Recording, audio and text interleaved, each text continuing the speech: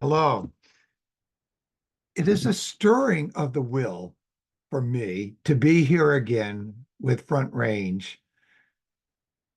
Do you all feel the days becoming longer? What does that do to your soul? Are you thinking about your gardens and what seeds to order?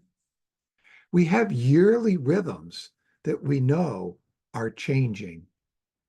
For tonight's topic, as you know, I selected memory. Now, our times are greatly challenged. Questions of who we are as human beings come up in, for me, daily. We often ask, is thinking in danger of being lost? So tonight, I want us to consider, is memory in danger of being lost? Does reading a Rudolf Steiner lecture evaporate for you in days? Why is that? Is it because of our concept foundation, if I might use that term, and that foundation doesn't fit well with what we're reading from Steiner? We try to fit it, doesn't quite fit, and so Steiner kind of disappears. I think Steiner kind of knew that, and he gave us a number of memory exercises. And one I'm just going to have you all do right now. I want you to think back what you had for breakfast. Oh, but don't think of it. I sat down, then I ate this, that, and so on. I want you to go backwards. Take the breakfast out of your mouth, put it back in your cereal bowl or whatever, and picture, the coffee going back into the coffee cup, all those sort of things, and getting the breakfast prepared in backwards motion. It's not easy to do. And how many of you lean on your memory of watching a home movie done in reverse or something of this nature? Okay, now go back 7 years ago. So we're in 2024, go back to 2017 or thereabouts. And I want you to picture something from then. You got it? Okay, some event from 7 years ago, maybe family, maybe work. And ask yourself, how am I feeling? Isn't it amazing that your feelings are right there with those events? Now, it begs the question, did you recreate those feelings, or were those feelings somehow stored with the memory? Is memory actually stored somewhere? Now, I want you to go back to an event when you were 7 years old. Maybe going to school, or a play group, or something you did in your house at home. Now, obviously, you thought differently then. How so?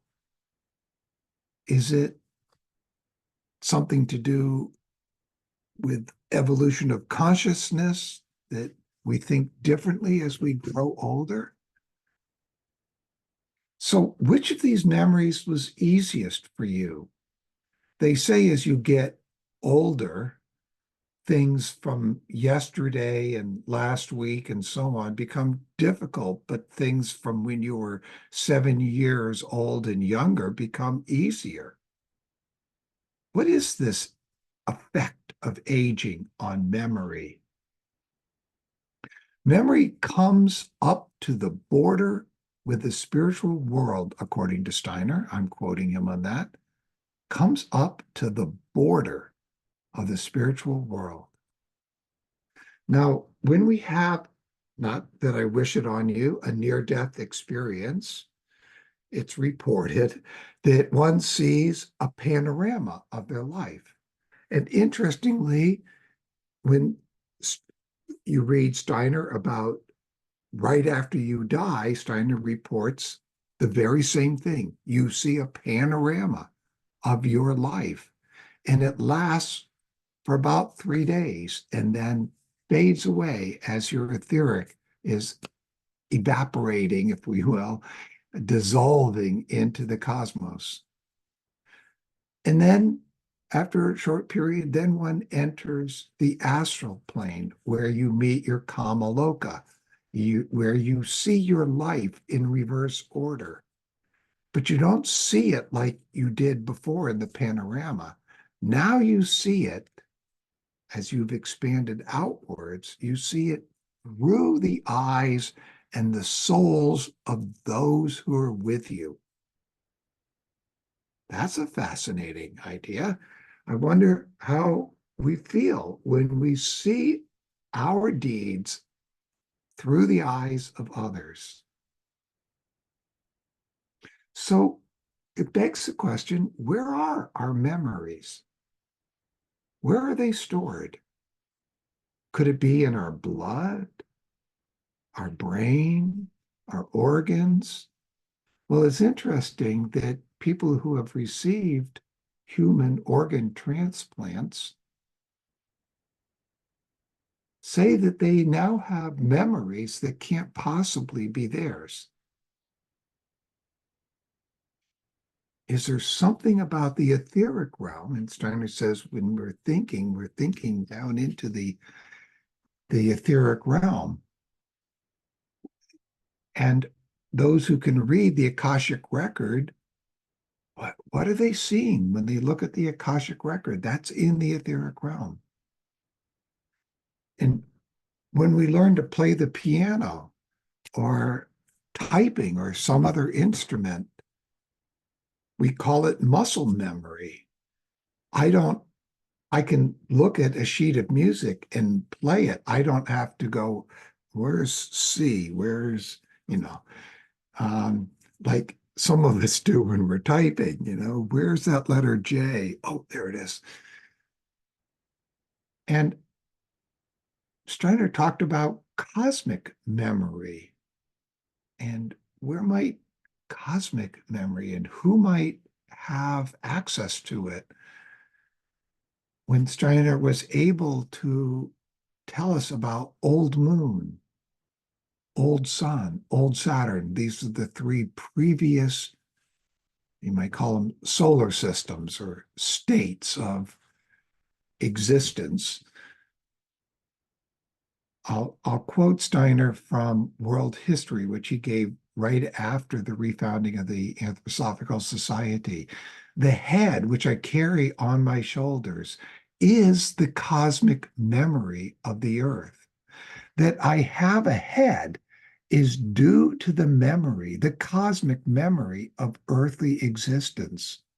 Earthly existence is always there, but the whole configuration, the whole shape of the human head is in relation to the whole earth. Activity. Does it help form a memory? Can you form a memory without there being some activity? I would say that the other word we have is attention, that without giving something attention, then it doesn't get written in our memory. So this attention requires will.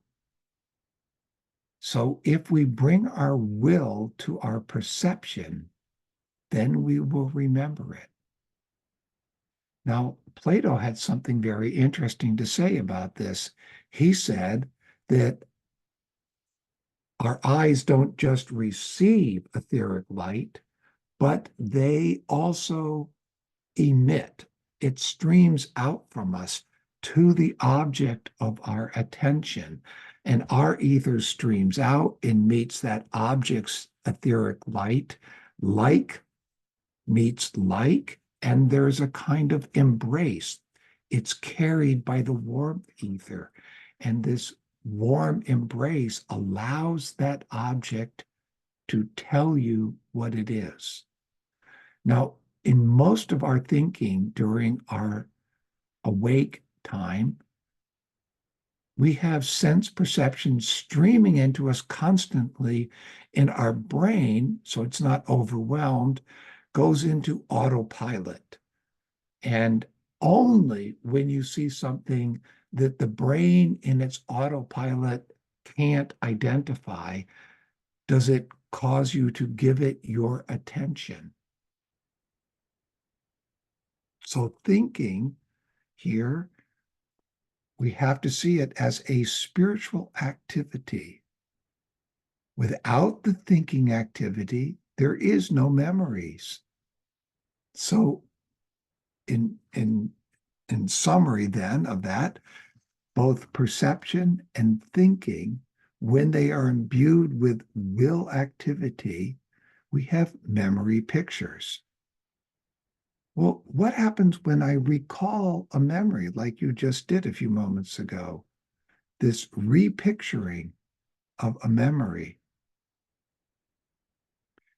Can we say that in our mind we have a kind of screen? And can we say that perhaps what we see in a near-death experience, that panorama, is the same screen that our memories are revealed to us? So that screen isn't 3D. It seems to be missing a kind of dimension. But just like a painter can paint something to appear 3D on a 2D surface, similar with memory.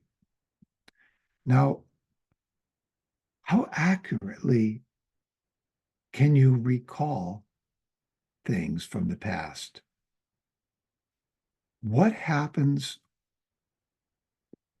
when somebody brings up something and you have a memory of seeing it on a home video or photographs or something?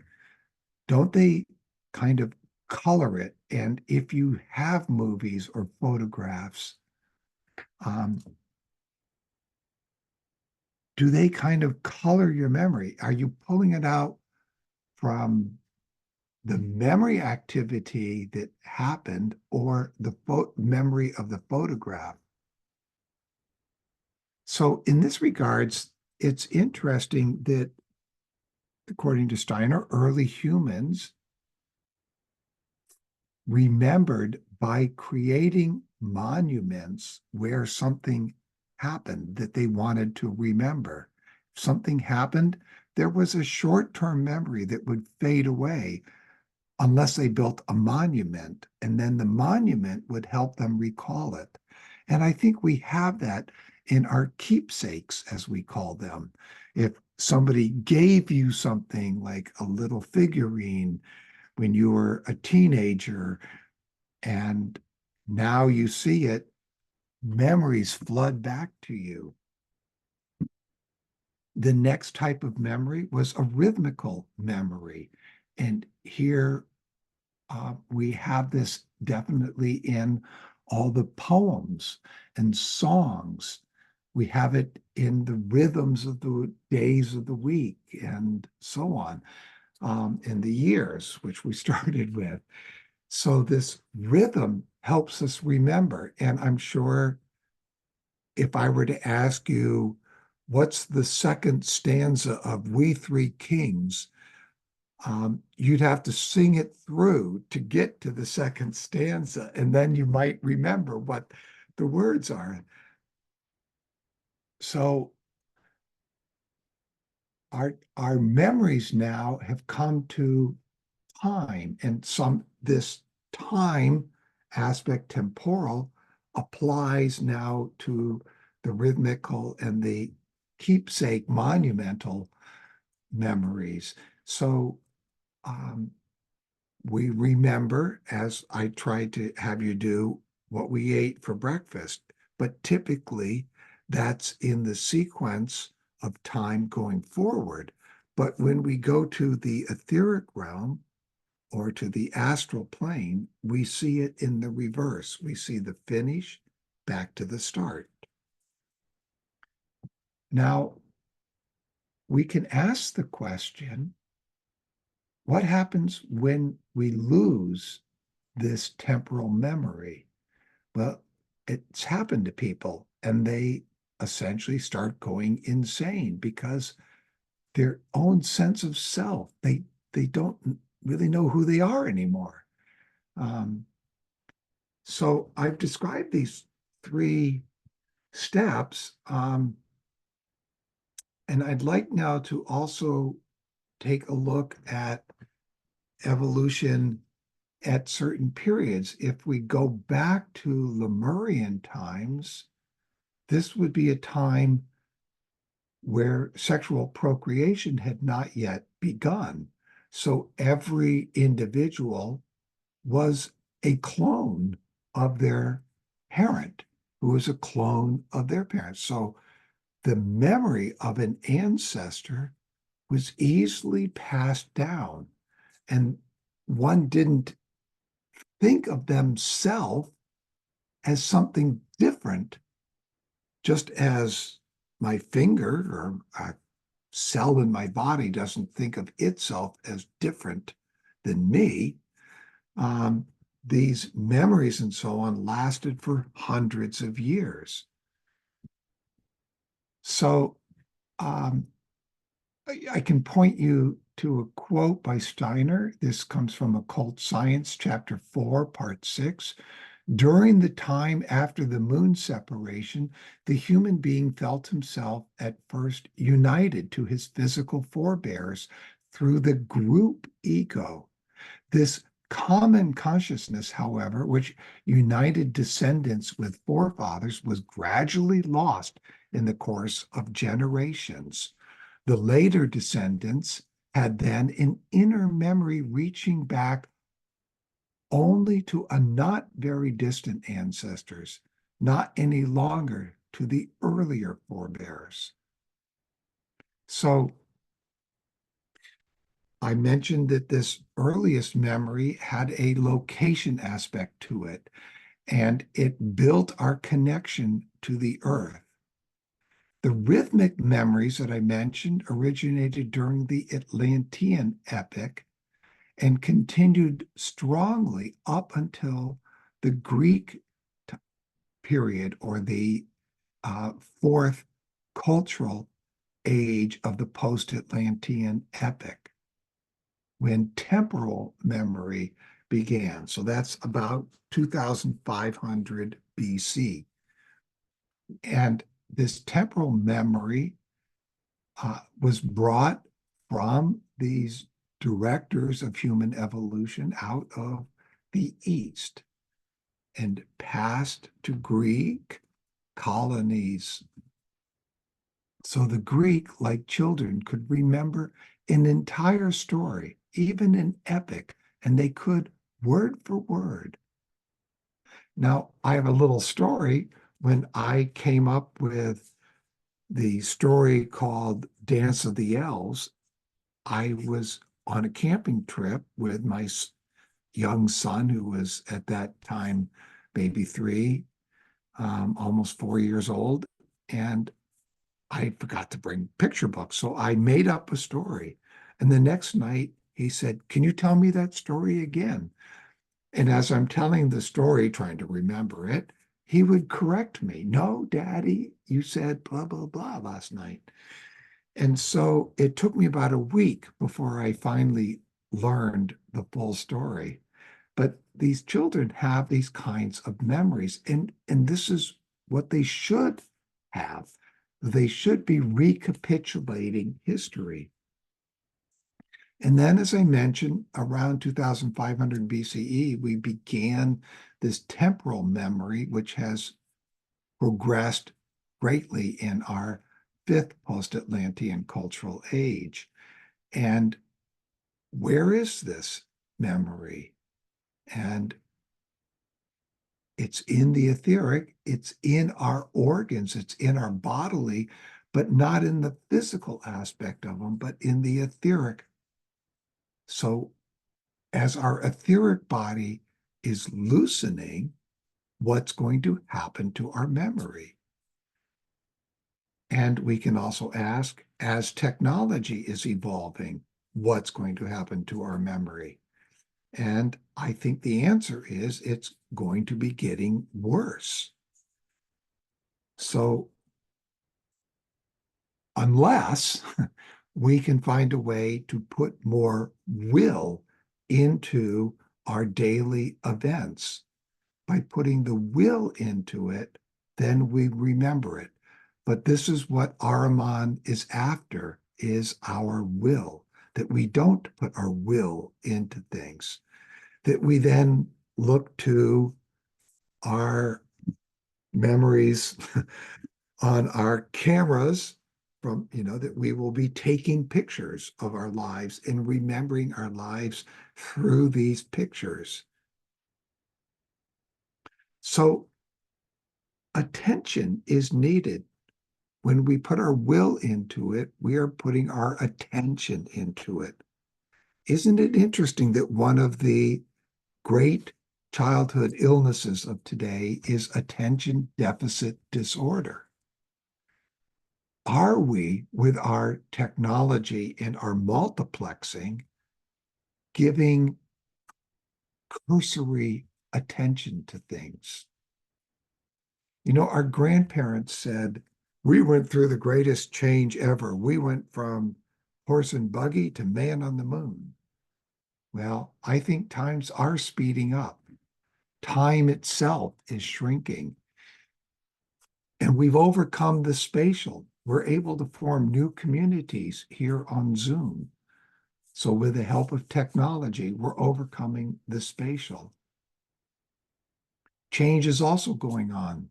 Michael is the time spirit, and he's not coming back to be an archangel. He'll remain an archai. Other beings in the hierarchy are also advancing. The archangels once administered our blood, but now they want to administer the nerves, and they have been since the 15th century. And the angels have taken over the administration of the blood. But some of these angels were thrown down by Michael. And those angels, thrown down ones, try to inspire us to the bloodline, to nationalism, and so on. What was once right, when it's no longer the right, like the bloodline, becomes an evil. So what do we need to do? We need to be able to see the future, and then we need to be preparers of that future. How do we know the future? Well, one of the things that Steiner told us that I alluded to is that we have a loosening of our etheric body, and this will have an effect on memory. So I'm going to make another quote. Now, as you know, beside the physical body, we have an etheric body.